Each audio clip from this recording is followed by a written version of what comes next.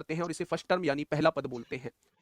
इन दोनों पदों के बीच का जो डिफरेंस है उसे सार्वंतर यानी कॉमन डिफरेंस कहते हैं, यानी कि डी से उसे डिनोट करते हैं। ये पहला पद होता है और आखिरी पद जो होता है वो टी एन होता है मेरे भाई। अगर मैं यहां से फॉर्मूले की बात करूं, एपी के फॉर्मूले की बात करूं, तो एपी के फॉर्मूले मेरे प्यारे दोस्त ये होते हैं। अगर हमें एनवा पद निकालना है तो A plus N minus one into D. A क्या होता है? पहला पद होता है। डी क्या होता है? सार्वंतर होता है मेरे भाई।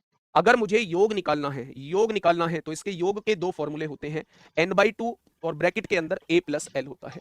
एन क्या होती है? पदों की संख्या। ए क्या होता है? प्रथम पद। एल क्या होता है? लास्ट पद यानी लास्ट टर्म होता है मेरे भाई।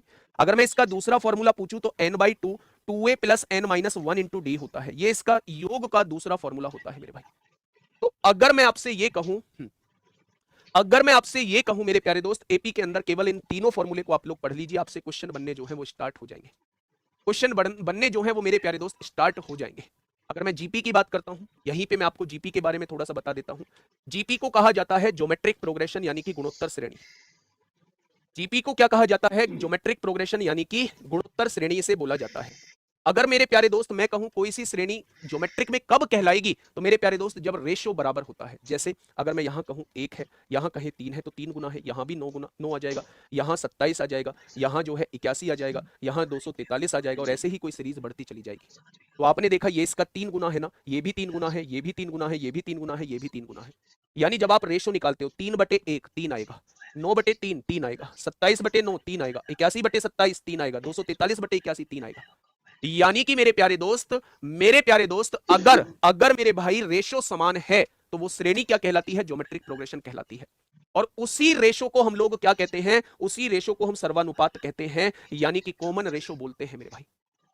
ये पहला पद आप लोगों का होता है और लास्ट वाला पद जो है वो लास्ट वाला पद हम लोग डिनोट कर रहे होते हैं। अगर मैं आपसे पूछूं एनवे पद क्या होता है, तो आप फॉर्मूला याद रखेंगे, ए आर की पावर एन माइनस वन होता है।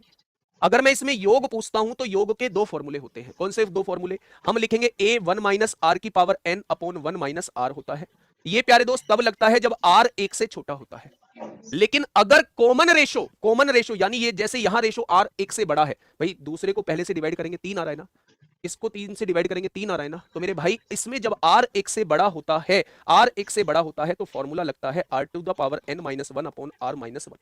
ये वाला फॉर्मूला हम लोग लगा रहे होते हैं। ठीक है, एक बार कमेंट पढ़वाया जाए, काफी देर पढ़ा लिया है। हाँ क्या सर, हम बच्चों को खुश करने के लिए इतने सरल क्वेश्चन लेकर आए हो क्या? मिलो भाई साहब